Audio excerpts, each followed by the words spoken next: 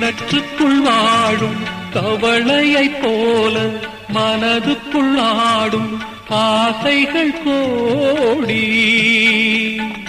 கண்கெட்ட பின்னே சூரிய உதயம் எந்த பக்கம் ஆனால் எனக்கென்ன போடி.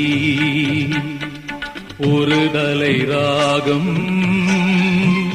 எந்த வகையினில் சாரும் அவள் இரக்கத்தை தேடும் என் மனம் பாடும்.